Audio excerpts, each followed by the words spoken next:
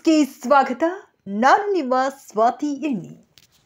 ಗಾಂಜಾ ಮುಕ್ತ ಹುಬ್ಬಳ್ಳಿ ಧಾರವಾಡ ಹವಳಿ ನಗರಕ್ಕೆ ಪಣ ತೊಟ್ಟಿರುವ ಪೊಲೀಸ್ ಕಮಿಷನರ್ ಮತ್ತೊಂದು ಕಾರ್ಯಾಚರಣೆಯನ್ನು ಭೇದಿಸಿದೆ.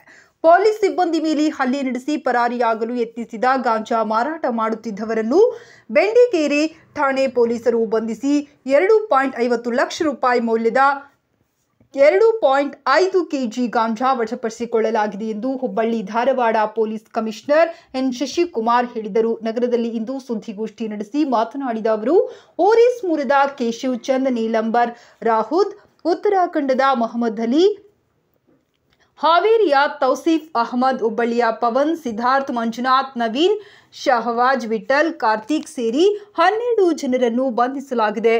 ಅವರಿಂದ 5 ಲಕ್ಷ ರೂಪಾಯಿ ಮೌಲ್ಯದ ಕಾರ್, 2 ತಳವಾರ್, 2 ಡ್ರ್ಯಾಗನ್, 10 ಮೊಬೈಲ್ ಫೋನ್ಗಳು ಹಾಗೂ 2,000 ನಗದನ್ನ ವಶಪಡಿಸಿಕೊಳ್ಳಲಾಗಿದೆ. ಗಬ್ಬರ್ ಕ್ರಾಸ್ ಬಳಿ ಆರೋಪಿಗಳನ್ನ ಕರೆದೊಯ್ದು ವಿಚಾರಣೆ ನಡೆಸುತ್ತಿದ್ದಾಗ ಕೇಶವ್ ಚಂದ್ ನೀಲಾಂಬರ್ ಮತ್ತು ತೌಸೀಫ್ ಎಂಬುವವರು ಯತ್ನಿಸಿದ್ದಾರೆ.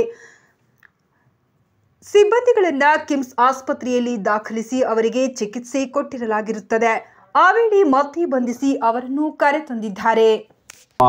ಅಧಿಕಾರಿಗಳಿಗೆ ಮಾಹಿತಿ ಬಂದಿದ್ದ ಹಿನ್ನೆಲೆಯಲ್ಲಿ ನಮ್ಮ CCB ಅಧಿಕಾರಿಗಳು ಪ್ರಾರಂಭದಲ್ಲಿ ಒಂದಿಬ್ಬರು ಆರೋಪಿಗಳನ್ನು ವಶಕ್ಕೆ ತಗೊಂಡು ವಿಚಾರಣೆ ನಡೆಸಿ ನಂತರ ಒಟ್ಟು 12 ಜನ ಆರೋಪಿಗಳನ್ನು ನಮ್ಮ ಅಧಿಕಾರಿಗಳು CCB ಅಧಿಕಾರಿಗಳು ವಶಕ್ಕೆ ತಗೊಂಡು ಅವ್ರ ಮೇಲೆ ಪ್ರಕರಣ ದಾಖಲಿಸ್ಕೊಂಡಿದ್ದಾರೆ. ಅದರಲ್ಲಿ 2 ಒರಿಸ್ಸಾ ಮೂಲದವರಿದ್ದಾರೆ, ಒಬ್ಬ ಉತ್ತರಾಖಂಡ ಮೂಲದವನಿದ್ದಾನೆ, ಒಬ್ಬ ಹಾವೇರಿ ಮೂಲದವನಿದ್ದಾನೆ, ಇನ್ನು 8 ಜನ ನಮ್ಮ ಹಳೆ ಹುಬ್ಬಳ್ಳಿ ಮತ್ತು ಕಮರಿಪೇಟೆ ಮೂಲದವರಿದ್ದಾರೆ.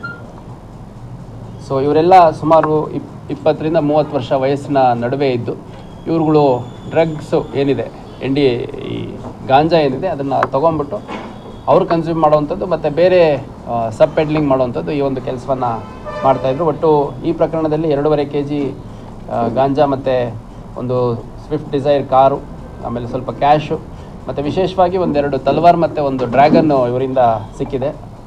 ಹಂಗಾಗಿ ನಾವು NDPS ಕಾಯ್ದೆ ಅಡಿಯಲ್ಲಿ ಜೊತೆಗೆ ಆರ್ಮ್ಸ್ ಆ್ಯಕ್ಟ್ ಕೇಸ್ ಕೂಡ ನಾವು ದಾಖಲು ಮಾಡ್ಕೊಂಡಿದ್ದೀವಿ. ಅದರಲ್ಲಿ